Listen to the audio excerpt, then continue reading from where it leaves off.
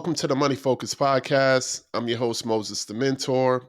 In this episode, I have the pleasure of being joined by Kehia McKinney, who's the founder and CEO of AAA Motivated, which is a platform dedicated to educational consulting and empowering Black youth. She is on a mission to amplify youth voices and foster successful life outcomes. Kehia is passionate, and she's here to share her insights on leadership, community, engagement, and then the pivotal role that financial literacy has in shaping the future of our youth. So let's dive into this enriching conversation. All right. Thank you, Kehia, for joining the Money Focus Podcast. I really appreciate you taking time out your busy schedule to come talk to me and to the audience. And I always like to start the show with giving my guests an opportunity to talk about their career journey and ultimately what led them to start their business. So the floor is yours. I first say thank you and blessings on blessings for having me. My career journey, like how did I get here? I was just reading something I wrote in 2002. And mind you, in 2002, I had a 1-year-old. And when I read it today, they say if you want to manifest something, write it down. And I read it again today. Now, this is not the first time I read it, but I realized I've been working on this mission here for 23 years. And I'm just living out what it is God showed me a long time ago. So first, my mom, that's number one for me for career journey. Because what I've done is be able to take that love that I have as a mom and marry it to Black student success. So when I first started my career as a young person, I did a lot of finance stuff, so I understood systems. And then I wanted to work close to home. That's how I got to work inside of the school. So I used to work at a high school, and I was with the experts every day. Well, being the only Black lady, that happens a lot at schools, okay? There was a student who tapped me and said, "Hey, Miss A," that's what they used to call me, "would you be our BSU advisor?" And the BSU is the Black Student Union. I did not say yes. And I didn't say no, but I didn't move my feet to do anything. But that summer I went to the principal and I was like, "Hey, I think I'd like to." She said, "Oh, we've been waiting for you." And that was, I think, 2014. And I just took that thing in my heart. God put everything in place. Pandemic came. We weren't inside the schools, but this is the thing that I just could not let go. Black student success, wraparound services for parents. And I said, well, how do I take this thing that I love and turn it into a business? And so I just started researching some things. I knew I had it. I knew I had it in me because God had already given it to me. And so I just followed what God said do. And He has placed every person, every resource in my path so that I might help light up a light for young people and the families in my community. That's what I do every day, right? So I do it with my clients on my educational consulting business side, and then I do it also with my own youth program. Black student success every day, everywhere. I've committed to it unapologetically.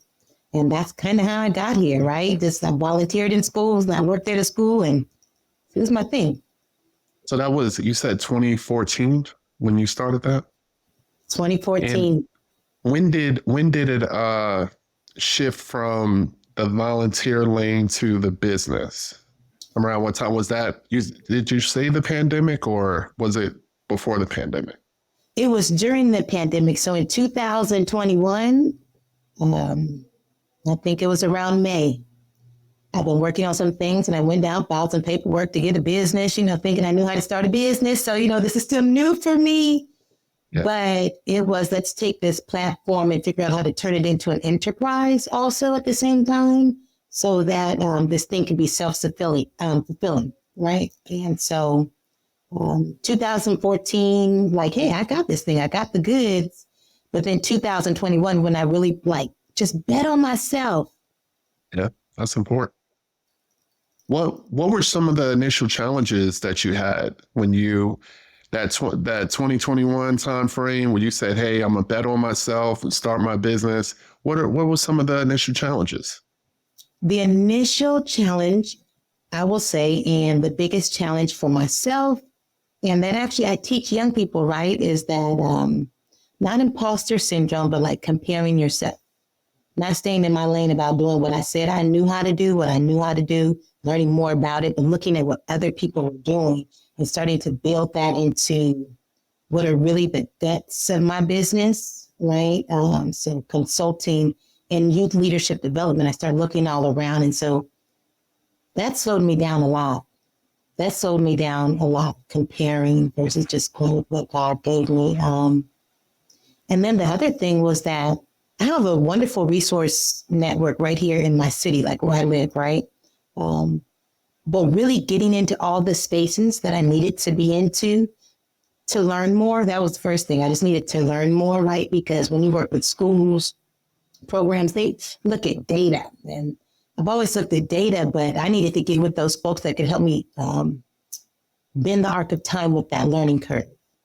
And so taking some time to get some mentors. I had people that meant really good for me. I know they did, but they were just not the right fit to be mentors. And I think in anything, any business, right, get mentors, somebody that has been there where you want to go. Those would probably be my biggest challenges. For your mentors, because again, hence my name, Moses the Mentor. Those mentors, were they easy on you or were they tough on you? Because I always subscribe to the mentors that's going to give it to you straight and really help you by challenging you. When your mentor is always, having nice, cozy conversations with you, that's really not the time when you're growing. So I just curious to know, like, what were some of the characteristics of the mentors that you had? And I totally hear that. And so we've been through a couple of people, right? And I don't like this to be the Kehia show, because if it's the Kehia show, I'm not growing. And so one mentor that I have actually just came into my life. Let's see, this is March, it's going to be 1 year. And what I love to say when this happens, and I appreciate it, is like, girl, you pulled my wig cap back, right? To help me look at some things that I needed to be doing, right? So one area of growth, which I'm just so thankful for, and this is something as like a new business person, especially if you work from home, right, is calendaring your time. Really, it is setting yourself up for success. And so here I was teaching young people I did these scholarship workshops and things like that, and I'd say schedule your success. I realized that when I set a calendar, and this is one of the things my mentor was like, we're not having another meeting. Go set your calendar. And when you get that done, then we can talk, right? But it are those moments of just keep it real with me, because I'm like this, if you don't, I'm not going to get better. And I know tomorrow I'm not going to be 100% better, but I'll be 1% better. And that's what I strive for every day. And so the people around me, they have a saying, but basically is that you're going to get it straight from me, because that's the way I want it from you all the time. And that has just been tremendous. Because I have enough people that like me, right? Because I like people. I like the human condition. But somebody that can give it to me straight is super important. And for me, Moses, you have to understand, I don't have any parents on the earth. And my mom used to give it to me straight. She was a boss. And so I appreciate that. Nothing wrong with that. At all. Well, what would you say, like, with your company and its mission, how does it align to the observations that you've had in your life? Like, how does it resonate with you, the mission of your company and what ultimately you've experienced in your own life? So my mission is to develop young leaders, right? If that's on the educational side, if that's on the program side, the youth program side, I want to develop young leaders so that their voice, right, is empowered to amplify, but it's authentic, so they can stand up in those spaces that are tough in their life, no matter if that's in your boardroom, in your classroom, with your relationship. I was taught that. And so I kind of works as a double-edged sword in a way, but you just have to know how to use a sword. That's it, right? So when you walk into a room confident because you know what you know, you're there to listen, right? What you know, you don't have to say a lot of things. Listen, right? Because when you speak, people are going to listen. Now that intimidates some people, I get it. But I say, I'm not intimidating. You're intimidated, and I cannot do anything about that. But what I do know is that there's a right time to speak up. And as a young person, right, just through my life's journey, I was raised in a church.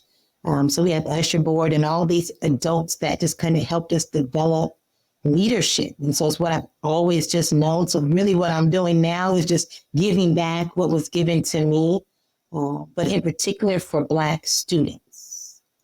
People here that know me will tell you, they'll quote me. Kehia McKinney does not care if you're Black, white, brown, yellow, polka dot, or striped.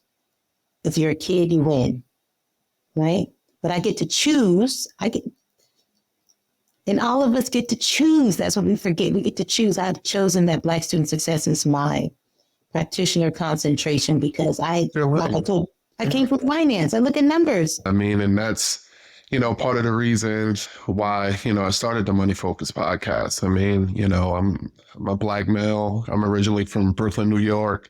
Financial education just really is not at the forefront of our community. It just isn't, and I don't want my people to survive. I want my people to thrive.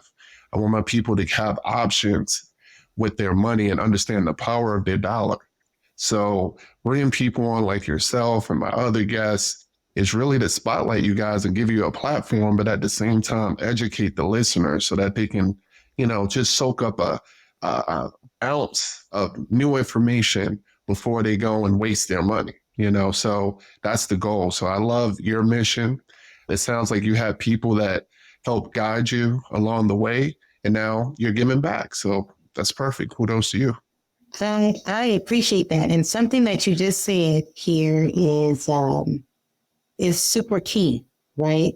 To part of making the mission work is because I can empower young people with the voice. They know how to bend the harp, right? At the end of the day, I'm like, we win. But whatever path you choose, and I tell the other people, I don't care which path you choose it boldly, right? In the society that we live in, right, we use money. And it is something that young people and families are not talking about. They're not talking about. We had a think tank last year, and my legacy group, right, of cohorts, they're like in their 20s, and they're talking with the high schoolers. They're talking about taxes and life insurance and not knowing how to fill out a W-9 and all types of things. And we're like, we're missing those connections. In your overall curriculum, how important is financial literacy? Like, sound like it is, but is some specifics that you can talk to about how you actually help with that? So we are being new, the way that it's kind of written into our curriculum. So what I do is I do leadership development. That's my wheelhouse, right? And so then I lean into the experts and ask them to come to do a workshop here. Oh, there's a workshop there. And then I need to send my students somewhere, right? Because with financial literacy, just like the whole, right? I work with high schoolers in particular a lot. And so learning about the FAFSA and loans and all of that is so scary. So I am always like this, okay, that workshop was going to be at the, wherever it is, if it's the school, if it's the Delta's giving the workshop. And I'm like, here, right? Because I'm like this with young people, anybody that works with young people, families, you can lead them to the water. Yeah, we gonna drink. I did my part, right? But that is super key because here's the thing that kids want to know. One, the first thing is this: how do I go get the money? That's what kids want to know, right? But plugging them in with other resources, I've got to plug them in with folks like you and folks that are right here in my backyard that will show them once you've got the money, now here are some things you can do with the money to, one, keep the money, multiply the money, and make sure it's there for generational wealth. That's the winning solution for me, the generational wealth piece. Yeah, I mean, basics. You noted a moment ago about FAFSA. So obviously student loans, understanding that because, we need to make sure that, students are making informed decisions about their education. And it, sometimes it's, it means that you may not go to a 4-year school out the gate. Maybe you need to go to a community college at first and get some of your core classes out the way if cost is an issue. Maybe you need to reach out. I had a guest on, her name is Renee Wiley, who specializes in applying for scholarships. And she had a story that was like, she won so many scholarships by default because people weren't even applying for them. It's like, so there's so much information that needs to be had. And we just don't need to just roll into our post-secondary education and just like be dumbfounded instead of being informed. So it's a critical age where you are at that point, and we just need to help them out as much as possible, for sure. So let's talk about leadership as your specialty, right? And I value that. So, you know, when you are talking to your students, your Black students in particular, how do you ensure that they come across as authentic and with their leadership presence as opposed to being kind of like just molded? Like, hey, I'm going to be Kehia, you know, but in my form. Like how do you ensure that they're being an authentic leader, but maybe taking some of the principles that you teach? What are some tactics that you use? I love that question. With young people, old people, I first start with this, and I'm really serious about it. I know people think I can be maybe, you know. The truth is, I tell them, I can never be a you on my best day, and you can never be a Kehia McKinney on your best day, right? And so I really believe meet all people, but meet young people where they're at, right? Show them that you're vulnerable, right? My voice, just who I am authentically. I used to always tell people I'm empowering and amplifying the youth voice. And they told me, my mentor told me, oh, but maybe, you know, you should change it to this and that. And I kind of went with it, but I realized like that's the same thing that had been done to me by some folks long time ago, right? I will not perpetrate that again on my young people. And so when we're in workshops, you are always going to see that. You might see Kehia up there talking, but we are modeling in the sense of, okay, now I'm going to sit down and you give me some feedback about what you heard, right? So we just did something with the middle schoolers the other day in the sense of, I always want their voice to lead. Their voice leads the discussion. I can come into any room. They don't care who I am. Like that part, you got to realize young people, they don't care who you are. Like they want to know, like, first of all, what can you do for them, right? So just hit them with the headliner. Don't waste their time, right? And then allow them to speak and then listen. I do that with my young people at the school the other day. I went there for one reason, spent the rest of the lunchtime, and I'm listening because they had something to say. And the more you're around young people, I got to find some other things to do. But the more you're around young people and you're listening to them, they respect that. And then when you do have something to say in regards to, here are some tools that I learned that may or may not be for you, they are so much more apt to take them and run with them. Because I'm like this, do what you gonna do with it, baby, because you can do that thing better than I can do that thing any day. They can reach it to some spaces I can't. And I'm like this, I know I'm not for everybody and everybody's not for me. And so accepting that about myself, I try to give that to other people, especially young people that are trying to find themselves. Whatever that is, bring you, baby. Then I'm good with that. Knowing that, hey, I'm accepted just for who I am. They can just relax. And then that's when they begin to open up. Right? Language evolves and advocacy, all of that comes out of there. Just allowing young people to speak and like listen, and don't listen to just respond, but like take that in. And it's okay to say like, full. And don't say nothing else. So what are some real world challenges that your students face? So top of the list, right? Because I'm interacting with Black students in particular. My middle school is about half brown and Black.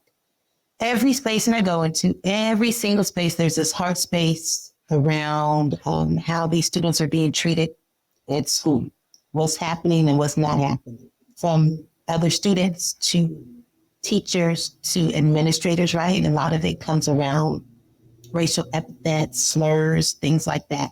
They don't have the space to unpack this. They don't even have the language to unpack this. And so then what happens?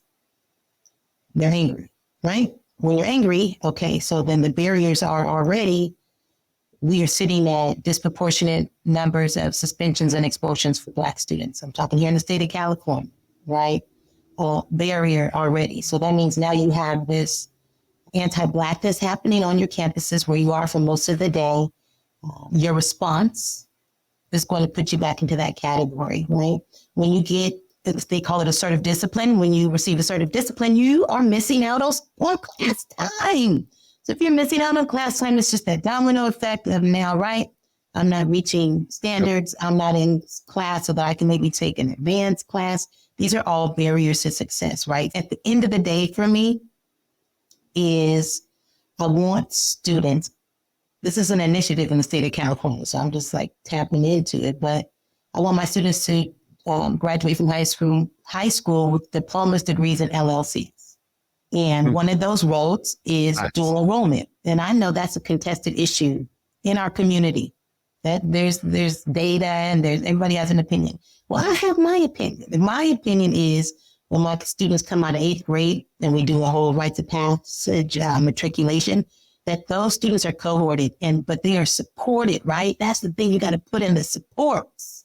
So barriers are, right, first gen students having the resources to know, FAFSA again, all those things that are going to bend the arc of time for you, because here's what happens is that education equity ties directly to lifelong outcomes and the equity and inequity in like healthcare, right? Economic stability, housing, all of those things. There's a direct correlation. Those are the barriers, right?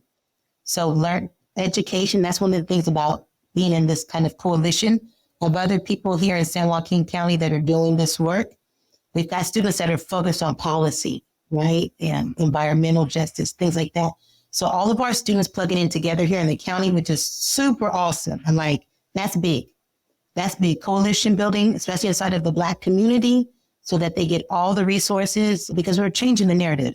That's the work I'm really doing, is giving me the tools to change the narrative.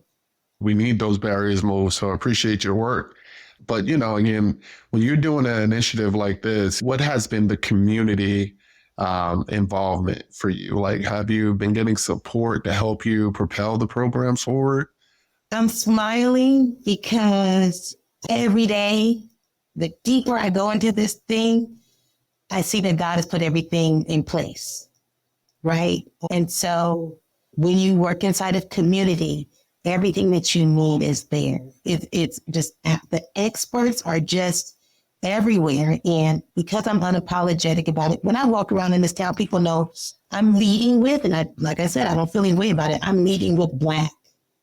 And so because people know that, I know which ones want to deal with me and which ones don't. It's okay with me, right? Because I got a mission that I'm on. And so one of the ways that I've been able to get support, right, for the programming, the workshops, is just one, the mission that we sit on, what we're doing with young people. People want to be a part of that, right? Black, white, brown, yellow, polka dot, and stripe. So that's just, we got the sauce there. But then what we've done, I love it, is in our youth program. So you can sign up to be a part of the cohort as a young person, grade 6 through 12. But you're not an official member until someone in your familial unit, right? And if you're foster, then there's a foster caseworker that signs up with you, has to be a part of you being in the youth program, because we need to wrap around services. I can't help students if I'm not helping their families. I'm doing them an injustice. So yes, there's been a wonderful support, not just here in the city, but in the county. And as we just kind of gain momentum around the work that we're doing, starting to see some movement with, around funding, because to do the program, you got to have some funding until you get, right? We tap into folks like you and some other entrepreneurs that know how to help us get that stream of income coming that self-sustains the nonprofit, because we have to be self-sufficient. Funding dollars come and funding dollars go, right? How do we become self-sufficient for ourselves? So we can do this as a community because we have experts. And so I stay open. I stay open to folks wanting to lean in, because as you lean in, I have to lean in, right? And so whatever God has given me for this path, I'm here for it. When it comes to equitable and inclusive environments, what barriers still exist in your opinion? And what have you done to potentially overcome them? Or is it just, too big of a task for one person? So this is my mantra. Do what you can, when you can, where you can, right? Inside of your sphere of influence. Because if you look at this whole picture here, right, we talking about centuries ago, we're talking, right? it will swallow you up and you won't move, right? So doing what you can, when you can, where you can. How do we make sure we're providing equity? Follow the money with the school. Follow the money. And so that's, I sit on the school site council. I have since I don't know when. I've just been that kind of parent, right? Because I want to have a voice in the room to determine where the money goes. They say if you're not at the table, you're on the menu. And so that is one of the things that I advocate with my parents or guardians that have students in the cohort is sit on a school site council. That's immediate, right? You can go to school board meetings. That's in our brochure, but start at your school where your student is at, how the money is being funded. You bring in the ideas of what programs should come in. So if you know of a program like mine, bring it to the school site council. If it's not mine and it's my brothers and my sisters, bring it in. If it's about doing the work, right? There's strength in numbers. That's just a tactic we know works. And so you know something that works, put your foot on the gas and do that thing. I get that I make people uncomfortable sometimes, but that's okay, right? Uncomfortable, if it makes you move to a place of saying, you know what? Let's provide this for our students. I learned of something just the other day, Moses, hadn't heard about it. Mind you, my son is 22 years old. I've been in the same district, okay? So for Black Student Success Week, I'm writing all this stuff about a Black family literacy campaign. Talking to somebody in the district that's helping me. And they go, oh, well, you know, we have this program that we pay for. And I said, oh, what program is it? You want to know the name of the program? Yeah, let us know. It's called the Latino Literacy Family Project. Wonderful, wonderfully written, beautiful. I mean, they have literature that goes along with it. There's a 10-week course that goes along with it. And I'm like, yeah, this is what I just wrote up, but it's not. Yeah. So if they paid for a Latino family literacy campaign, we can bring to our community a Black family literacy campaign. And so the reading and writing comes with it. The financial literacy comes with it. Important to me is wellness, right? So we'll tie that underneath the literacy campaign. It's just like you have to go inspect what you expect. So bringing equity is saying, okay, I'm not making you feel uncomfortable because I'm telling you that you shouldn't have this Latino literacy project. You absolutely should. Where I live, you absolutely should. And at the same time, it can exist with the Black family literacy campaign. And here's how we do it as a community, because I am serious about this, that as a people, we must work in community. It's that philosophy of Ubuntu. I am because you are. That's why we exist, right? Together. So that means I need to plug into you. This is the piece where I can plug in. Am I a literacy expert on reading literacy? No, but go get the experts and bring them to the table, and they are ready to knock it out the box for our young people. You brought up Black Student Success Week. So tell the audience what exactly that is and what are your expectations from this event? You just went to my whole heart. Black Student Success Week, April 21st through the 27th. So I'm just going to put that one out there before I get into it, I always have to give credit where credit is due. I want to thank the California Community Colleges. They have a coalition and they have this construct called Black Student Success Week. So I did not make up the term Black Student Success Week, right? I always need people to know that and check out CA Black Students. But what the California Community Colleges, they set up was this week. I found out about it in 2021 when I started my business, right? Someone told me about it. And I'm on this virtual call of like 700 Black people with letters in front of their names, no letters in front of their names. And they said a lot of things during the week, but this is what I heard. What can you do? What will you do inside of your sphere of influence to impact successful outcomes for Black students? I took that and I ran. I said, high school's my wheelhouse, 2014, right? So I'm like, let me get busy right now with what I can do. And so what happens now is that here in my town, we have developed, and when I say we, this is that collective pulling in other youth groups, parents, advisors, folks from the school, community members, leaders, plugging in to provide a week-long programming, right?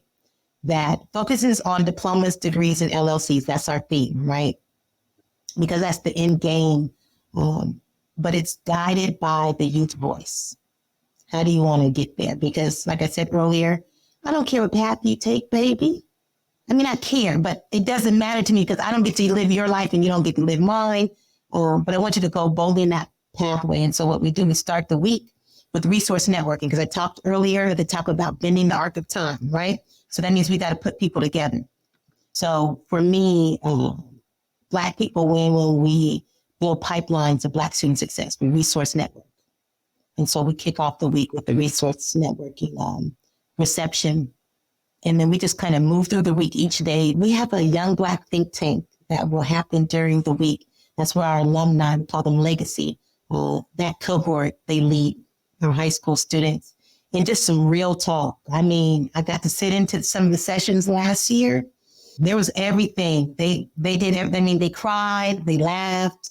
It just was authentic. But we put a few experts in the room, just kind of put some not barriers, but guardrails, right? So that we can make sure we're providing good information and resources and taking back the information so we can get you the right stuff, So that's that youth voice leading again. There's so much. I know people can go to the website, but there's so much. One of the greatest things I love that we're doing is we showcase to the community on the 27th. It's a culmination event. It's been here for years. Nobody picked it up, so I picked it up. It was what I could do, right? And we have an 8th grade Black student recognition celebration. Anybody in the community can recognize these students, right? Because I'm like, this is where people don't get so happy. But I'm just telling you about other people's data. Our school districts recognize our Black kids. Yes, they do. But the numbers are in not a place that I would choose them to be. So what we're doing, right, we're transforming the narrative. We write the narrative. We have to pick up the power of the pen, right? And so the power of the pen now belongs to parents, guardians. If you're a program director, if you're a pastor, if this is your neighbor, you can find something positive. We got like 7 categories you can nominate these people in, right? To nominate them. Last year, we were able to give out a book award. So I asked people to support because that's how the students get the book award. And this is somebody that's nominated in the top of their category. That's my labor of love. And so Black Student Success Week is just that pouring out into community where you got something that you know how to do, bring it to the young people. Stop making it hard for them. Yeah, throw them a bone, share your knowledge. I always say, learn, grow, and pay it forward. So don't try to, hold on to this knowledge that you have that helped you, share it with people, especially young people, for sure. That's the formula. That's the winning formula. Yeah. Yeah, I know you touched on it lightly, but, how can the listeners truly support AAA Motivated? Like, how can someone come and tap into you, the program, help the kids? What do you actually need? I love that you asked that, right? So I think with any small business, right, we're going to talk about funding. I just say it. People say, what do you need? We need people to donate. We need people to donate their, here we go though, time, talent, and treasure, right? Because I want people to come authentically how they can come. I don't turn away when this is your heart of love, right? Whatever you've been blessed with, that's what I'm asking you to pour into, right? So for us to make Black Student Success Week a splash, even greater than it was last year, right? We give scholarships, right? We give things away to the students, provide services, and that takes money, right? So if it's a personal donation, if it's something from your corporation, if it's a group of family members, a church, there's a link on the website, right? So we need donations to our youth program. We're a fiscally sponsored program of Project Sankofa. Like, this is that coalition building, right? So that's just off top. If you live locally, right, we need hands. We need hands because we need hands, Black Student Success Week, but we need experts. I tell people I love a big brain. So if you are an expert, near or far, I ask that you reach out to me. Whatever your expertise is in here, because you see, there's somebody that can learn from your path. You already been there. Can you come break bread and give game, lace these kids up? right? And not just the kids, but their families. So time, talent, treasure, right? And treasure is catching the vision, speaking it out to somebody else, right? So that might be as easy as sharing a story, sharing a reel. I just put something out today, right? And I had some different people just share it. It was a click of a button. Right. It's easy. Do what you can, when you can, Yeah. where you can. And that's really the support that we need for our youth program to move forward. And I know you're in California. Where exactly in California for the audience so they can know? You mentioned local support. So where are you actually located?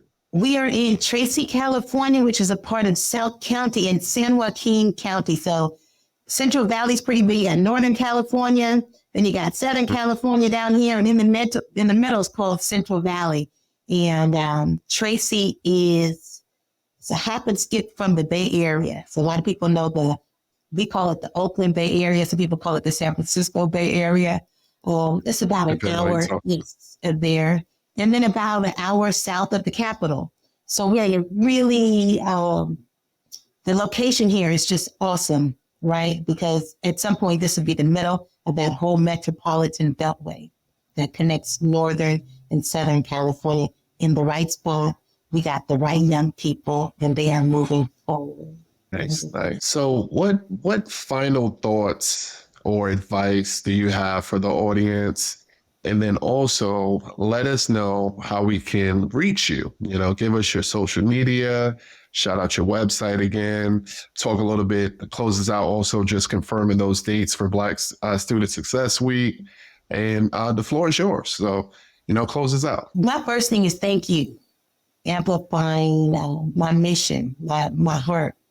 I thank you. That's how we win. And so I want you to know, like, just as you've done for me, that comes back. That doesn't just stay in one place, right? This is how we grow. So I thank you for that. But my one piece of advice for anybody that picks this up, no matter if you're a student, no matter if you are a mom, if you're an entrepreneur, if you're somebody trying to figure out what is my gift, right? It is, I tell people my secret is simple. I pray. And I have a little quote in my house that says that. And my prayer is that God will give me strength in my body to do what I can, when I can, where I can, while I can. And that looks different for everyone. I know what it looks like for me. I've been on this road, this particular AAA Motivated road, 24 years. I'm looking at like when I wrote it. So yes, does it take time? And if you have the time, if God gives you the time, you're blessed. But every day, know that you can inside of your sphere of influence, do what you can, no matter where you're going to put that over life. I've chosen Black Student Success to be that. And so I join anybody that's listening to join the movement, right? And so everything you can find me at AAA Motivated, 3 A's Motivated. That's on Instagram. That's on my Facebook group. That's my website. I ask you just to engage. I love to cross post. You come to my page and be like, what is this page doing? I cross post because I want people to get good information. You see what I'm saying? I got a branded website. I'm not worried about if my stuff does not show up more than yours because I want us to win. And so AAA Motivated is everywhere. We just launched on the website all of the good stuff for diplomas, degrees, and LLCs during Black Student Success Week, April 21st through the 27th. We are looking forward to people joining us in person here in Tracy, California. But we have so many virtual components that you got to stay up to date to know everything that's going to happen. But we have some great virtual components for people to plug in. I am super excited. I am super blessed to be doing this work. When I go from here, I tell people this and they go, okay, it's morbid. No, it's not morbid. I just want to say when tomorrow doesn't come for Kehia McKinney, you can stand up and say she was sold out. Like she did this thing every single day. And as long as God gives me breath in my body, this is where I'll be. And so I just thank you and I bless you for allowing me to pour out love. No problem. Thank you so much. And I'm going to include all that information in the episode show notes. So for everybody that's listening, please, take a look, check out AAA Motivated. across all platforms. It's a great mission. And again, Kehia, thank you so much. We out. So thanks again, Kehia, for joining the show. I'm sure the audience felt your passion and ultimately your dedication to empowering the youth and advocating for financial literacy is something that I definitely, truly admire about you. And to my listeners, I strongly encourage you to visit AAAmotivated.org to learn more and also support their cause. And remember, for more empowering discussions and expert insights, make sure to visit my website, mosesthementor.com, and also subscribe to me on YouTube, Moses the Mentor. So until next time, keep pushing forward and making that impact. The world waiting on you. Thank you for tuning in. Peace.